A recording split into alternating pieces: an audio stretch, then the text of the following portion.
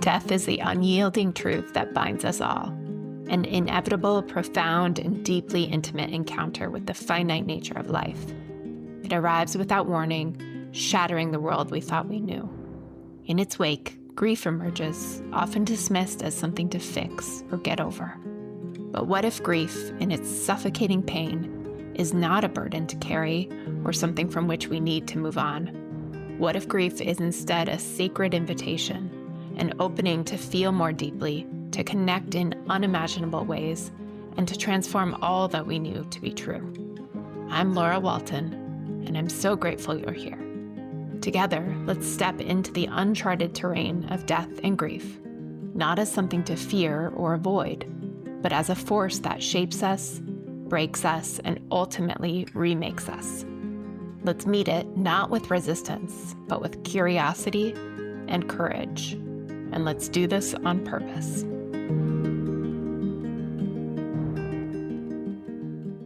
Okay, welcome back to another episode of the Grief on Purpose podcast. I'm here today with special guest Terri Straut, coming to us from Colorado, although I'm not quite sure where in Colorado. Where do you live, Terri?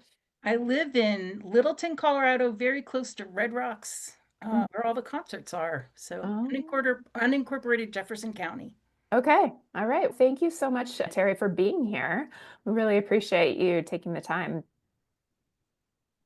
I actually do not know you in person. We were connected, I think, through somebody who you know. So do you mind giving just a brief summary of your perspective of how we were connected? Absolutely. I am a happy member of a tribe of people who are moms that have lost their sons here in Colorado. And I met Jenny Robbins, who was I think the person that sent the email out and had invitation to talk with you. I met Jenny 13 years ago, or about 12 and a half years ago when her son passed away.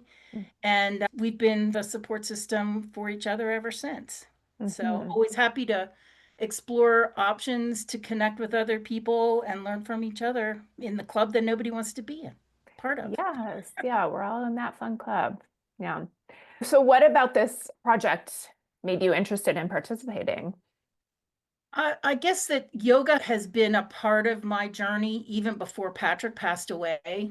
I actually had a very profound experience in my yoga practice the day that he died, and I didn't realize what it was at the time, but I'm quite sure it was him telling me that he'd be okay.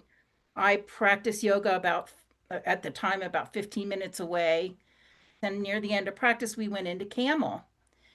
And I felt divine energy. There's just no other way to explain it, Laura. I felt like a beam of light coming into my chest that I'd never felt anything like that before. And of course, tears came to my eyes and I was a little overwhelmed. And I was working on a very important project at work, if you can imagine. And I thought, oh, we must be on the right track. I thought it was about that, having no idea that my son was dead in my basement. Ah, wow. Okay. So Having you, no idea and didn't for another like 5 hours, I guess. okay. So it took me a little while to put two and two together. And then I was like, oh my God, that was Patrick saying, Mom, I'm okay. hmm Wow. Okay. Had you ever had anything remotely like that or no? Remotely, not Okay. remotely, and not since. Like on an anniversary, I'll say, okay, would you come back? I mean, I definitely feel his presence. And he sends me red-tailed hawks. In fact, this morning he sent me all kinds of hawks, but never anything that profound. That's why I believe it was his energy when he hmm still was so close. You know what I mean? hmm And so that was just an amazing, amazing gift that not my born again Christian mother probably doesn't believe it, but my yogi friends do. Yeah. Is that something, do you think before Patrick's death you would have believed something like that?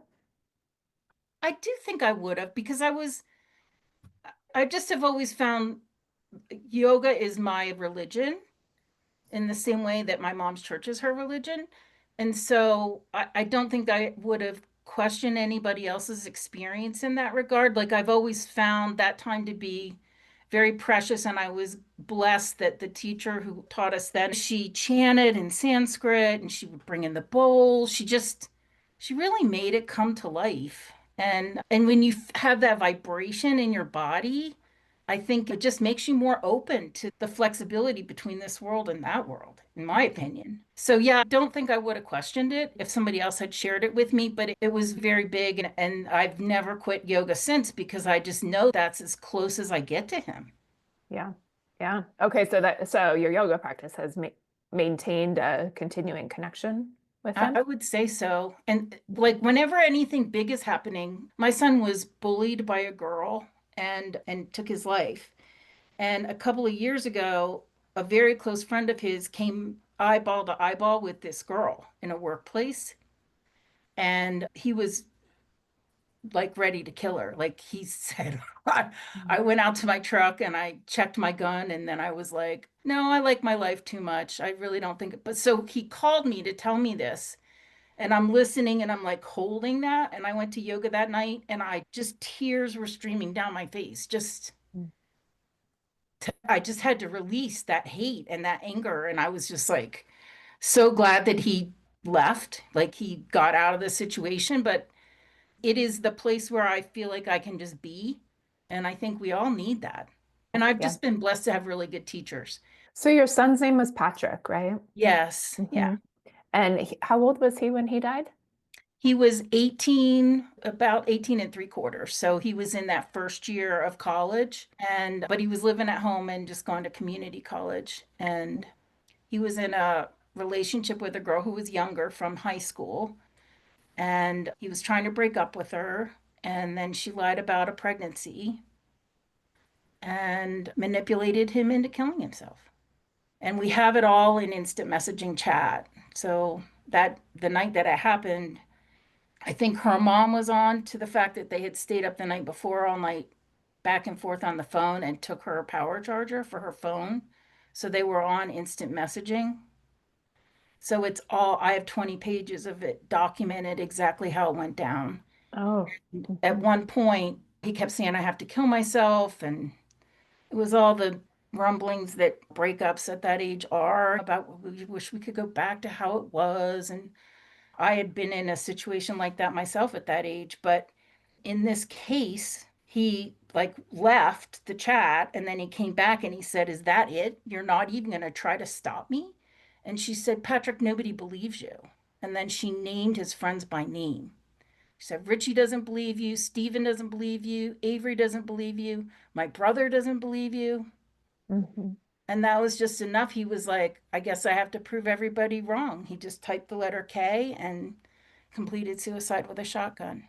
Wow. And so you can see all of that documented, that Yes. conversation. Yeah. Wow. What is it like for you to have that? I can't take it out very often, but I thought that it was pretty profound to have it so clearly documented, no conjecture. So it probably took me about 2 years. First of course, the police came. And when that happened, they found the chat. They went to the girl's house and found the chat at her house too to validate it. And then my son, my other son, who was only in eighth grade at the time, 14, and Patrick's best friend, who was 18, read it and just said, Mom and Dad are going to lose their minds. We can't, they can't read this. So they told us that they edited it, but they edited it to the first 5 pages. The first or second time he said, I have to kill myself. And they kept the file, but only gave us the first 5 pages. So for the first couple of years, that's all I ever read. And then I had been, and still remain so very active in educating the special needs of gifted and talented students, the emotional support for those kids to keep them successful. And I decided that Patrick would be a case study in terms of he was a classic GT kid. He was super emotional and obviously the emotions got the better of him in this particular situation. About 2 years after he passed away, I decided that I really wanted to document it all while it was still fairly fresh, to be able to document his years in school and the medications that he was on and how his teacher fit didn't work. And so I said to Brendan, I need the file. I need to know what really happened. And it was the hardest thing I've ever done. I also went through the exercise of taking his flip phone, because this is how long ago it was he had a flip phone. And I documented the date, the person, and the text of every text to and from him in about a 2 week period before he died, to see, you could see how this girl was bantering him, to the banter. Like, she would send him the same text 3 times in a row and he would ignore her. Finally, on the third time, he would write back, what, or whatever. Or so that was really hard too. But once I had all of that documented, I found Tracy Cross, who's the director of the Gifted and Talented Education Program at William and Mary College in Williamsburg, Virginia, and he specializes on suicide among the gifted.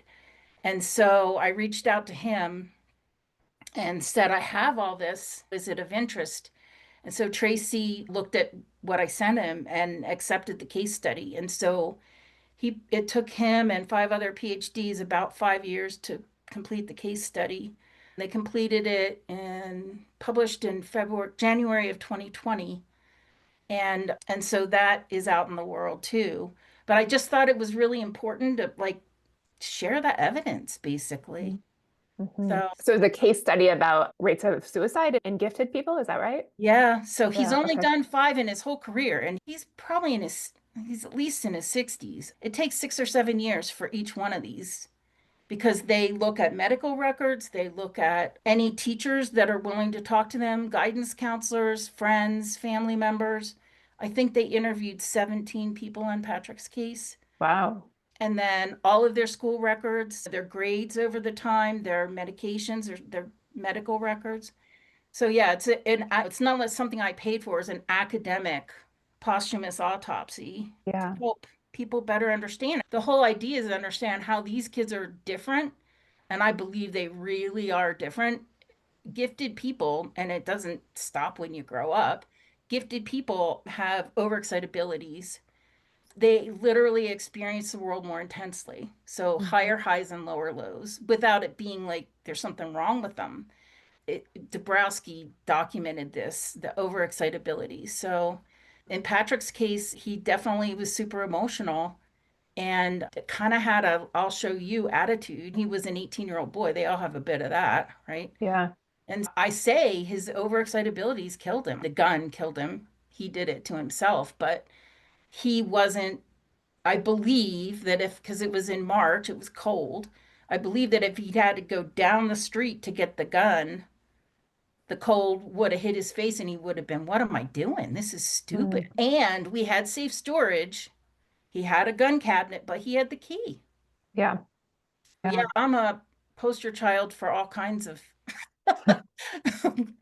really important things that can happen. You ever, like, again, I've testified about safe storage. You've locked them up, you've done what you're supposed to do, but then what about if the person who has the key is the person you're concerned about?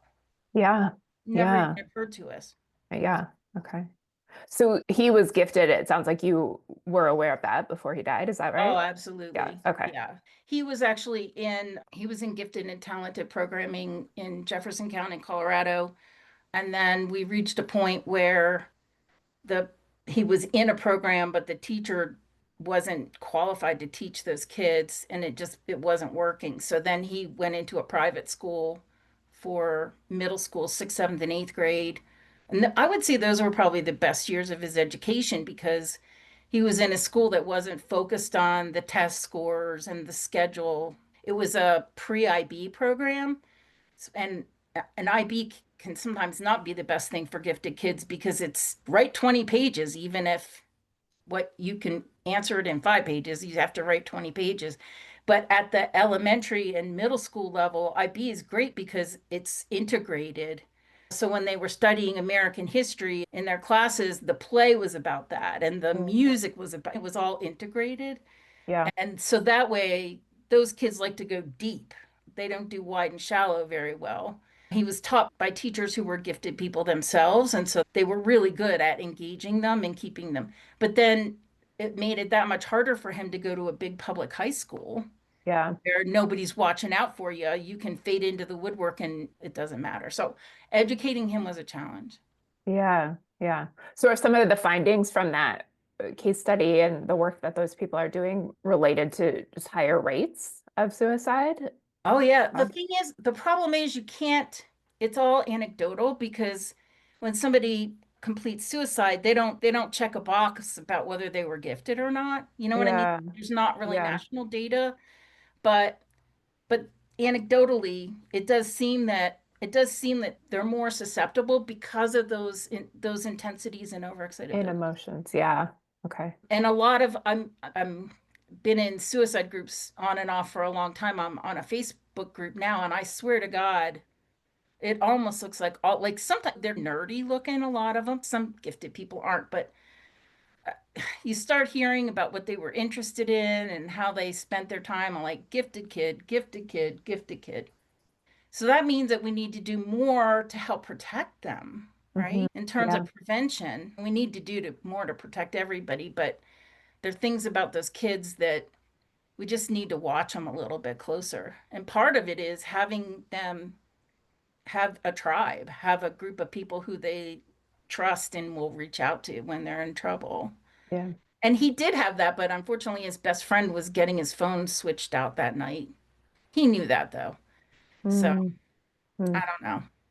I yeah. don't, So was suicide ever something you would have expected from Patrick?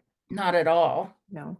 Yet in that chat, I can tell that they had talked about it before. So he was manipulating her with that threat, or she was manipulating, they were manipulating each other as Hmm. teenagers will do.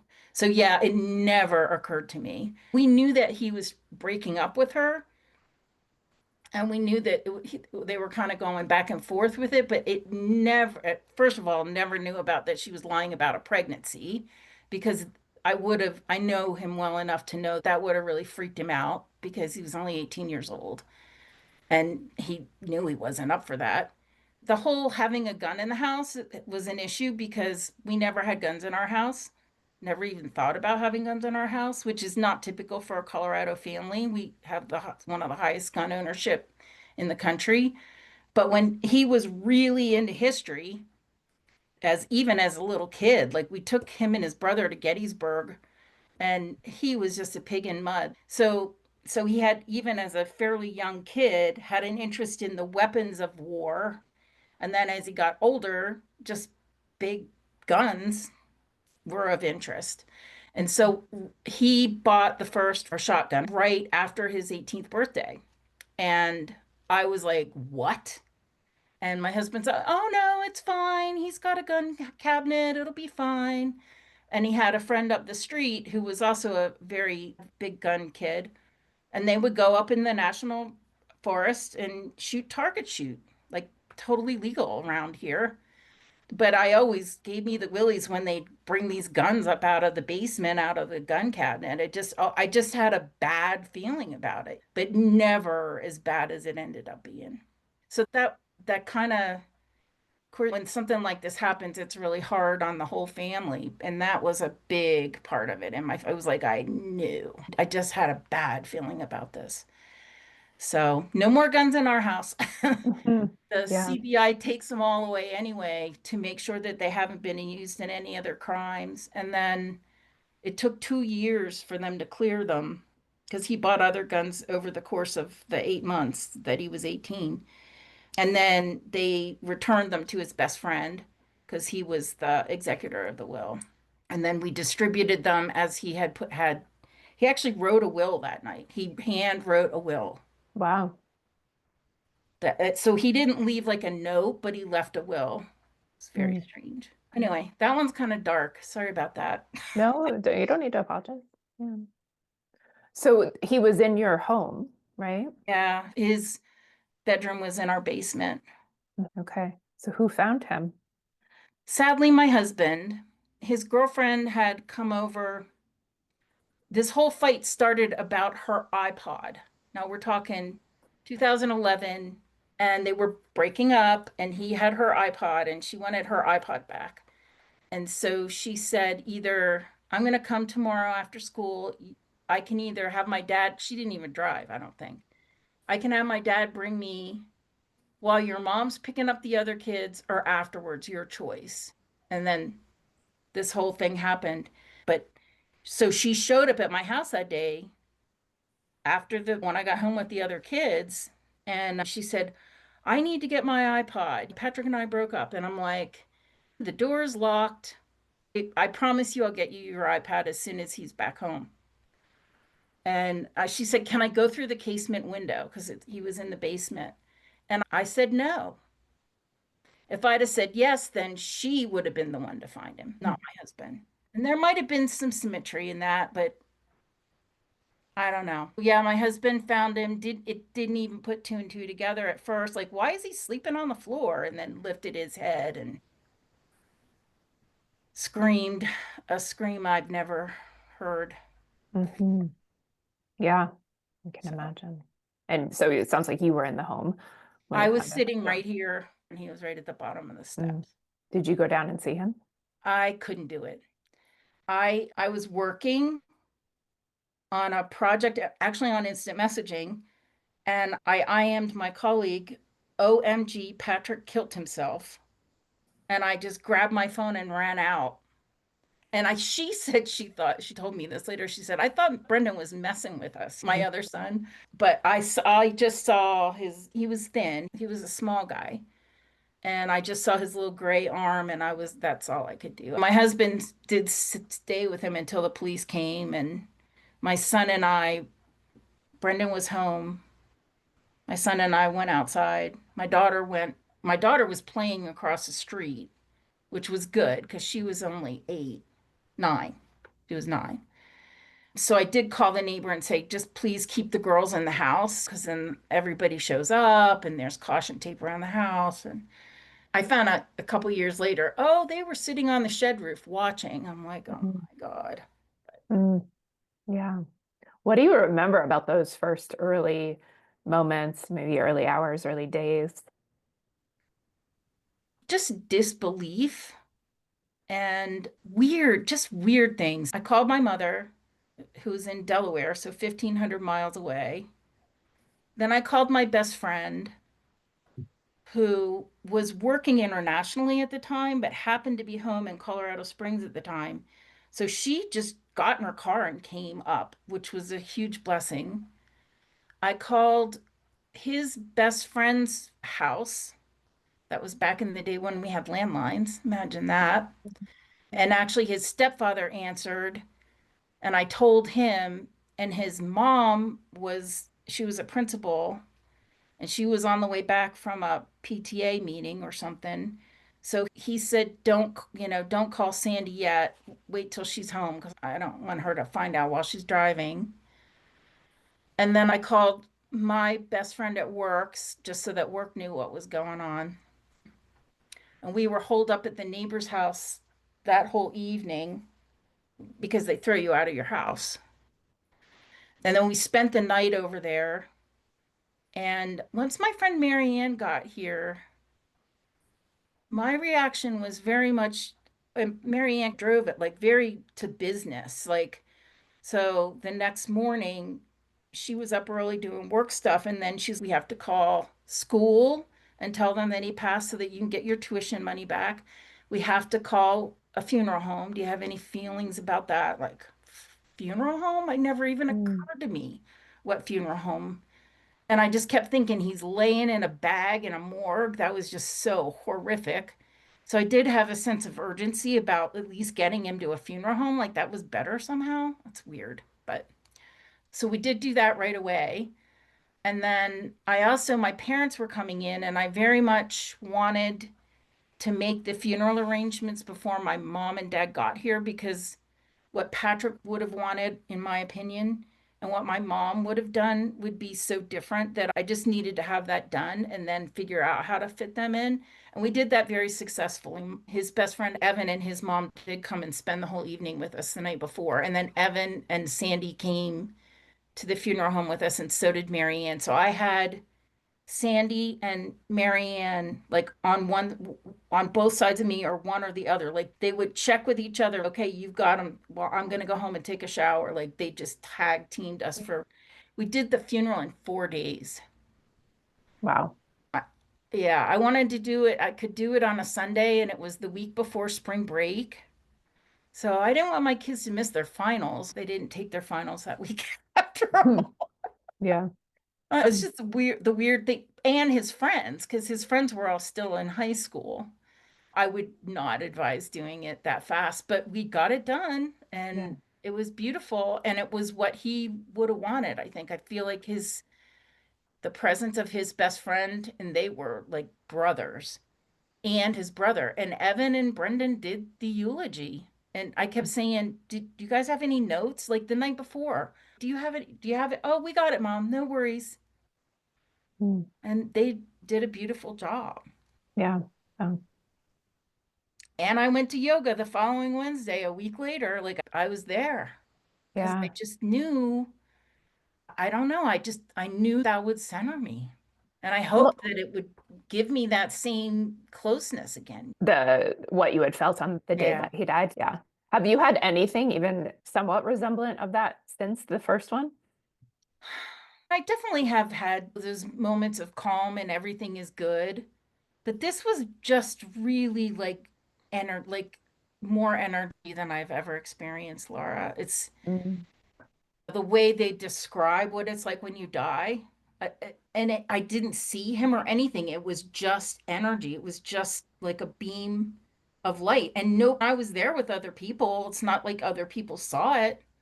I came out of that camo and tears were coming down my eyes, and people are like, "Are you okay?" I'm like, "Yeah, that was just pretty intense." Got in my car and came home, had no idea. Yeah. When did you put that together? I don't really remember.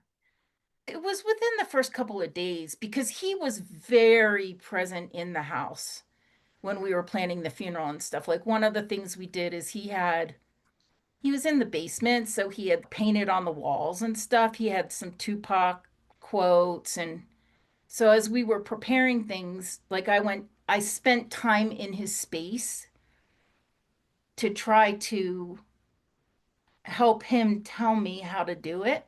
And then there were times, I swear, that he was channeling through his brother. Like his brother was speaking, but it was Patrick speaking through his brother. I swear to God. Okay. So The, it sounds like you were able to have in some form, communication connection with him during yeah, that time. I just had to trust myself. Having prepared for other funerals, the first thing I did was grab his black suit. Like he had this really beautiful black suit that he'd bought. I guess we bought it the year before when he was a senior. So it was like a year old, but it was like a nice suit. And so I thought that's what we'll use because my grandfather got buried in a suit. And then I was like, this is really all wrong. That is, he needs to just wear his camo jacket and his favorite Zeppelin t-shirt as jeans and his chucks. And so we hadn't sent anything, but I swapped that out. It would have been stupid to burn up that suit. And it sounds like it wouldn't have been him. It wouldn't have been him. Mhm. Yeah. Yeah. So I really, the other thing I did that I feel good about is he was the oldest of a group of boys in the neighborhood. And after his passing, they were all at the funeral. But I really made an effort to give them a safe space to come and remember him. Like very early on, I said, you guys all come and look at his stuff, like the posters in his room and stuff. What do you want? Just put your name on it. And then I don't know, it's probably 2 months after, one night, somebody was here to begin with, and I started making quesadillas. And so then they started texting, oh, Mom Terry's making quesadillas. So before I know it, I've got 6 guys. I just kept making quesadillas. And then on his birthday, which he died in March, and then his birthday was June 25th, we'd had a picnic, we'd had a cookout on our deck for his 18th birthday, which is his last one. And so I was like, you know what? We're going to have another cookout. And Hmm. that brought the boys all together. They Hmm. were not that they weren't hanging out together too in different ways, but then I don't know, I've just still we'll have a cookout again this year. It's 14 years later. We'll have a cookout around his birthday. And Yeah. now it's used to be balloon releases and all weepy. And now it's just, hey, let's have a cookout in June. You Yeah. know, and Yeah.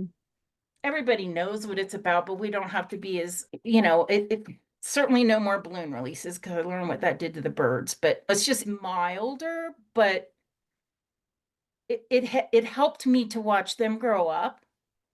And I think it helped them, ultimately, it helped them to have a place in the neighborhood because all but one of the moms still lives in the neighborhood, but people move. And so it became the safe house in the neighborhood. Yeah. Yeah. Okay. And that's been a So blessing.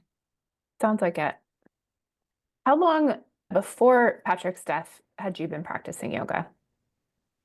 See, 11, probably 4 or 5 years. Okay. Yeah. Okay. So pretty Well, soon after his death, you felt this pull, it sounds like, to go back to your physical practice. oh, yeah. I was at my physical practice the day he died. Yeah. Okay. So I never left. And then that teacher left, and then I left the job, but they were still letting people who'd left the job come back and practice for $5 at Mm, lunchtime for a while. I don't really have a yeah. good space in my house either.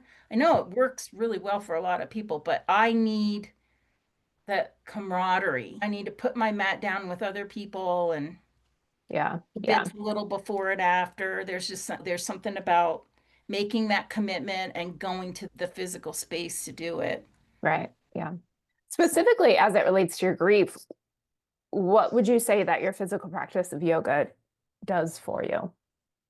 I just think it helps me remember my whole self. We do a lot of breath work, which I'm like, oh my God, how many times do we have to do this? But it just centers me and it brings me back to that place of, okay, I can't change the past, can't do a hell of a lot about the future. I'm in this moment here, so how do I make the best of it?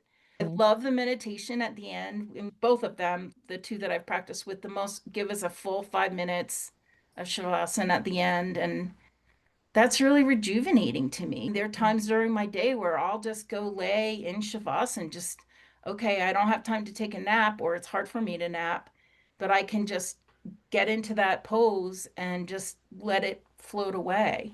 It's yeah. been very, like I said, it's my religion. It really is my way of connecting to earth. And then I mentioned briefly, I think when we first started talking, we are blessed here on the Front Range in Colorado with Red Rocks actually does a Saturday practice Mm, all summer. So it's a 7 a.m. practice. And so my friend Jenny and I have, for the past 6 or 7 years now, I guess, they've been doing it for about 10, but I didn't start going until 2018. You can practice with 3,000 other people at Red Rocks wow. as as the sun's coming up, and the you can look downtown, you can look to the south. It's just amazing to be standing in Warrior Two, breathing in and out with 3,000 other souls, like I with the bet. same intention. It's very powerful, Yeah. very Yeah. powerful. It's just the most invigorating way to start a Saturday. When the alarm goes off at 5:45, it's like, oh, you gotta be kidding me. But it's beautiful when you slowly driving up to Red Rocks, park your car, and then it's just heaven on earth. It's just Yeah. closer, it feels. The hummingbirds are zipping past, and the birds are chirping, and the clouds are rolling by. It's just very, very cathartic and beautiful and fulfilling. It sounds like it. Yeah. Yeah. Other than the physical part of a yoga practice, the asana, have there been any other elements of a yoga practice that have been particularly helpful for you in your grief? I would say there are times where the breathing patterns, like when I early on when I had trouble sleeping in the middle of the night, and I know this is the one thing in yoga that my husband has done, is the pattern breathing, like in on one nostril, out on the other. I can't remember exactly what you call it, but one time I learned this thing, and I'm like, Mm. yeah, that's yoga, dude. So that's helped. I don't know. I think it's just the commitment to take that time to just say, I'm not my job. I'm not Yeah. a mom. I'm just me. And I'm a soul on this earth and a physical presence having an experience. And it's up to me to make it as positive as I can. Yeah. Yeah. Yeah. I hear you talking about this commitment just to be present with whatever is. So I would imagine, probably still, but definitely in the earlier days of your grief, that what was for you in that moment, what came up for you in a lot of those moments was probably grief. Is that accurate? Yeah, I would say so. Yeah. And also gratitude. I can't stress enough. And again, who taught me this? I don't even remember. But very early on, I learned that practicing gratitude was very helpful for me. So I did a weird thing. And this actually happened right around the same time that my son died. My grandmother died 4 months before my son died. Mhm. And I sat and held my grandmother's hand for the week before she died. And then my son, I never said, I love you. I never said goodbye, like gone. But in that time that my grandmother was in hospice, my mom and my aunt, her younger sister, get on each other's nerves. And I thought this could be bad. Everybody's sitting in this room for days. So I took my aunt to just to Walmart because we were in a place where there weren't a lot of choices. And I took her to the bead aisle and I said, buy whatever, get whatever you want, I'll pay for it.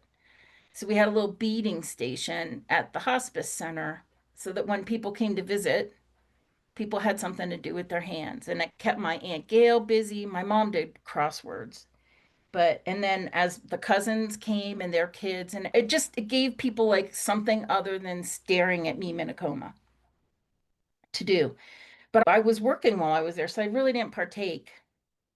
And then after she passed away, I guess I brought the beads home because I bought them. And I ended up making some beaded bracelets for my staff at the time. And that was fulfilling. So then I started making more and more. Now I have a bag of beads that's so heavy I can't even pick it up.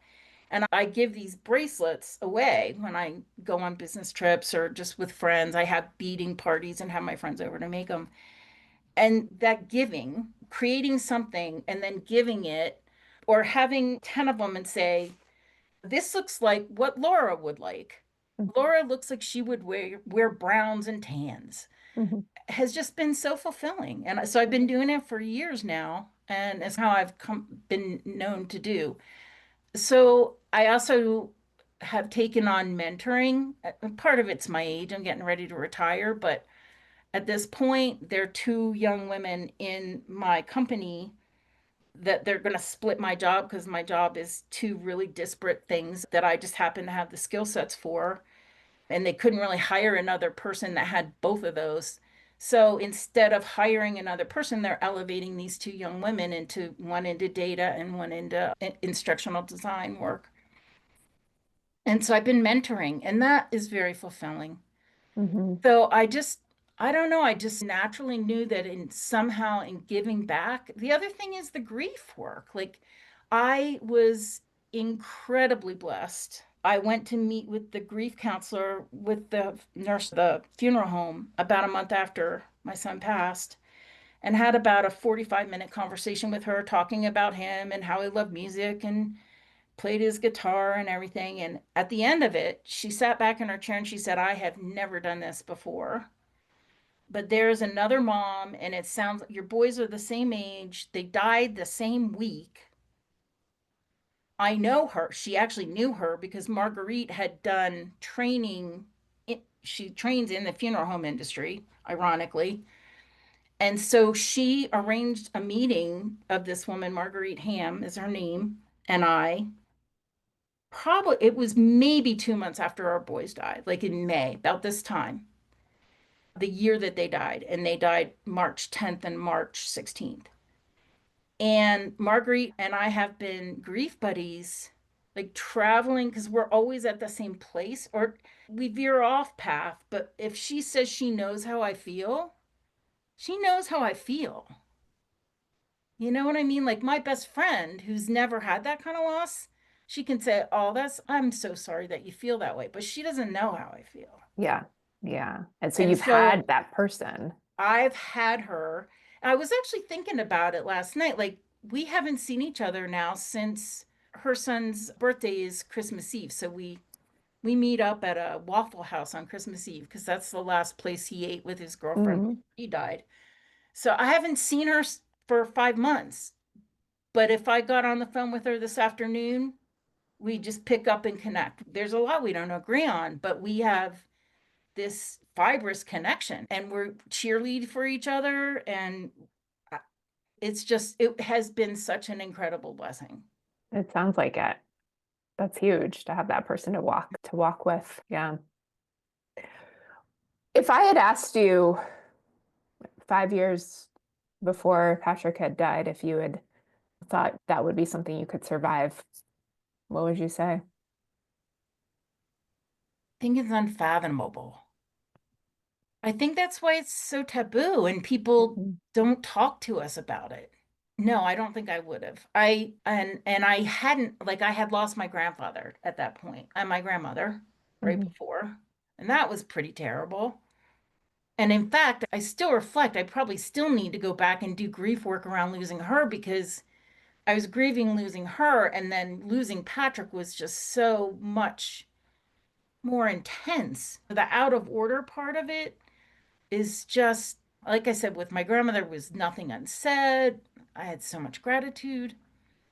When you lose somebody young like this, there's just all the woulda, coulda, shoulda. And now, 14 years out, what would they be like at? My mom actually she's a big scrapbooker and she just did two big scrapbooks of pictures of him throughout his life. And I have most of them in other books, but she just did the same thing for his siblings and for me at Christmas time. But she wrote him a letter like, I wonder what you would be like in your 20s, and now you're in your 30s. And damn, that was hard to look at Yeah. because If it fades a little bit, like just how beautiful he was. He had beautiful blue eyes, like Mhm. unbelievably handsome guy. He had this scraggly hair near the end. Again, typical freaking 18-year-old than everybody, but he was just such a beautiful child. And he would have been an amazing man. He was so smart. So it's just Mhm. the loss is compounded by the lack of future. Yeah. And all Yeah. he missed, his siblings just both graduated from college last Friday. And he would have too. He would have grumbled the whole way, but he would have gotten it done. Hmm. Yeah. So Yeah. that's hard. Oh, of course. Yeah. So I mean, this is probably has a big answer to it, but how would you summarize how you have survived what we would have believed to be? I feel like I didn't have a choice, which is probably good because there were some days I was laying in bed going, I'd just as soon join him. This sucks. Hmm. I remember because we were in the middle of a kitchen redo when all this happened. He literally had cut tile. He was working with a friend who was teaching him how to cut tile.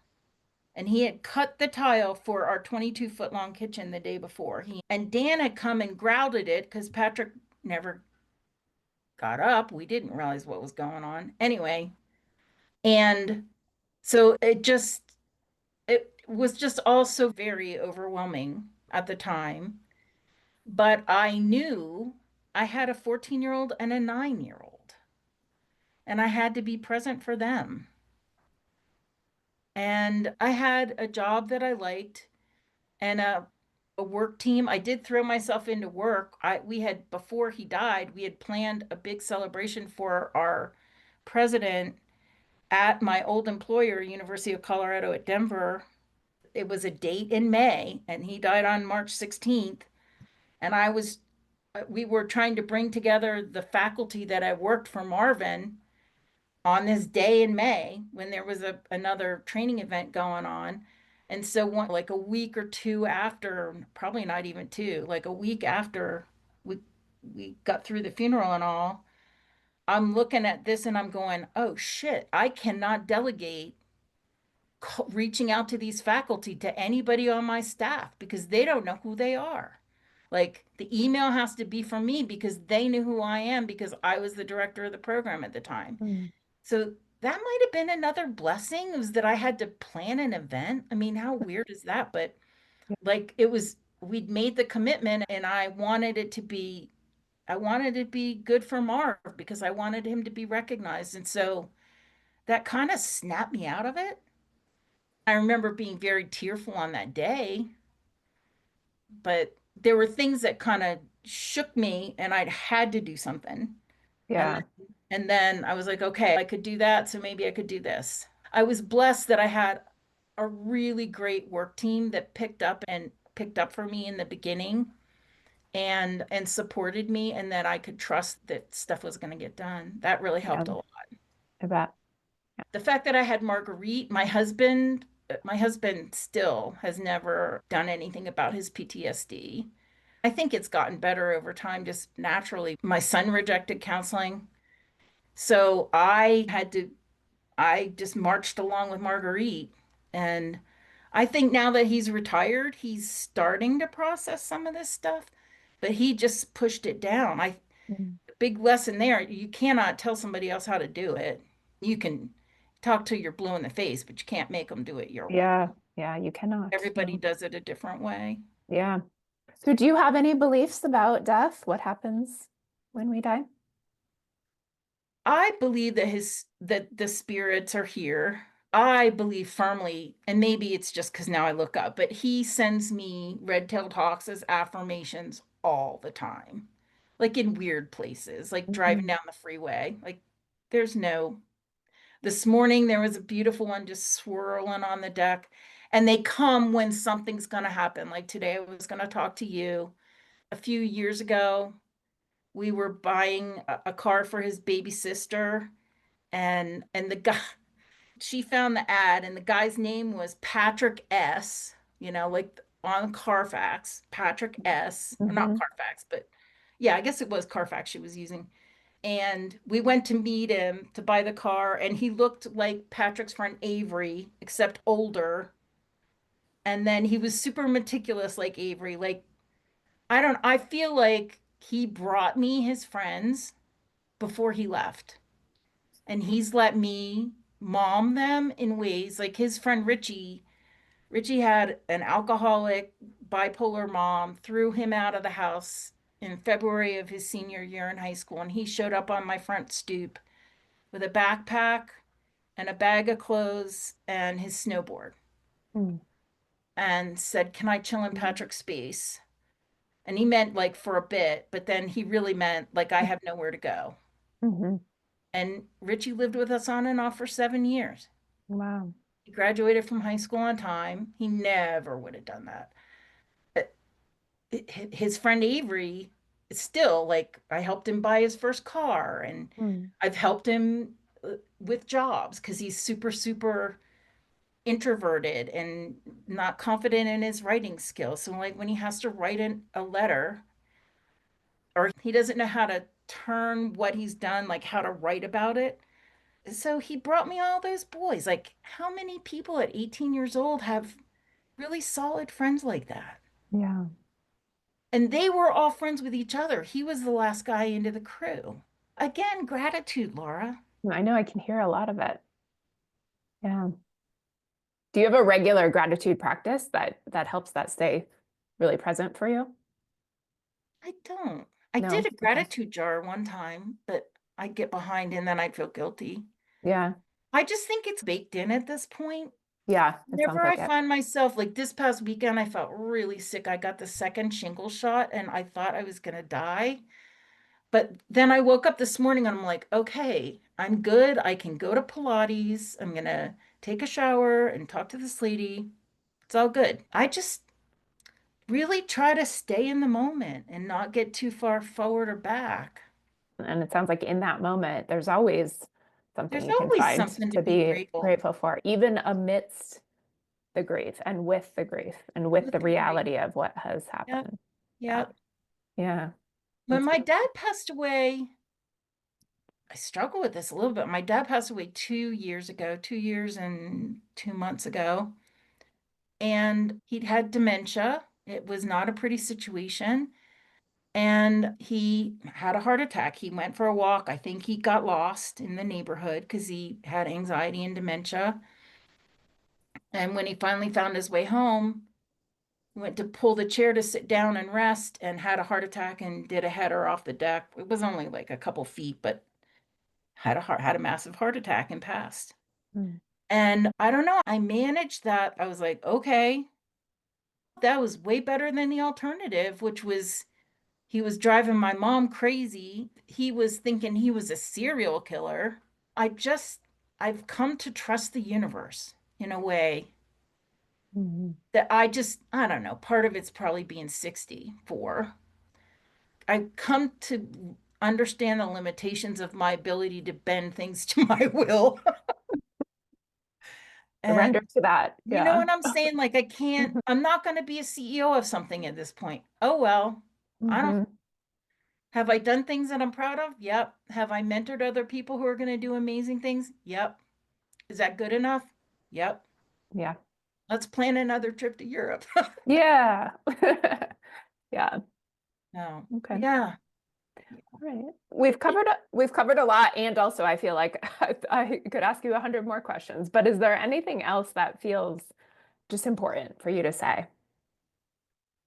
I would just say that I think that this is important work that you're doing. I think that we there just are not as many resources for people grieving that meet them where they are. Mhm. And if you can listen to a podcast and get a pearl of wisdom, if you can read a book and learn from that. I never stop my journey. I spent some time yesterday when I was stuck in bed just perusing some podcasts and learned about people that I didn't even know about that had amazing things to share. And so I think it's important to understand that it's never over. Like you never get done with your grief because the grief is just the love. The grief Mhm. is just the love that the person isn't there to share it with anymore. So then you carry them in whatever way. And if a yoga practice, meditation practice, whatever serves you in taking the time to recognize that and honor that, because if you push it aside, it's going to come back in ways that aren't healthy, I fear. Yeah. So that's been my journey. That's been my experience. And I think it's important that new people come along with new experiences and share those so that we have a bigger menu to pick from and to share with people who are newer in the journey. I was thinking that same thing earlier in our conversation, just because, yeah, there's not one way to grieve. There's not one right answer when it comes to grief, or any answers, maybe really. And so hearing everybody's own unique stories and experiences and choices that they made and what worked and what didn't for them, I think, yeah, it just gives you this whole buffet, to use that metaphor, The of other, yeah, options. the other piece that I heard yesterday, and this was on the Good Morning podcast, these girls out of Australia, Im and Sal, that they both had lost their mothers very, like when they were in their 30s, very suddenly, both of them. One to suicide, one to just had a seizure and died. But so they were talking about traumatic grief in particular, and the one said that for her it was very important to separate the trauma from the grief Hmm. because the way you work with those are very different. She Yeah. said, I work on my trauma and I work on my grief because when you try, they're different. Yeah. Yeah, they And you are. don't want to do the pushing away of the grief because you want to embrace the love. So I thought that was really profound. I just learned that one yesterday. I'm like, I'm Hmm. gonna write that down. Yeah, Yeah, yeah. We just keep keeping on, right? we do. Yeah. Sometimes it's just one moment at a time. Yep. Yeah. Yeah. Well, thank you so much for being here. I really appreciate it. And I appreciate you sharing Patrick, a little slice of Patrick, with us. Thank you so much, Laura. Mhm. It's been a pleasure. And it was good for me to talk about him again. It's getting to be that season. I got to plan the Yeah. birthday party. Yeah. Birthday's coming up. What it would have been, what did you say? June 33, yes, 33rd birthday? 33 on June 25th. Wow. It's hard for me to even wrap my mind around that. And I don't know him, but that, Yeah. that you'd have this 33-year-old son. Yeah. Yeah. Yeah. Yeah. I didn't even Well, get started early. I was 31 when I had him. mm, Yeah, that's the other thing is like now he'd be older than I was when I had him. yeah. That's What would weird. his life have looked like? Yeah. Yeah. Yeah. Yeah. Okay. Well, again, thank you. Thank you for being here today. My pleasure. Be well.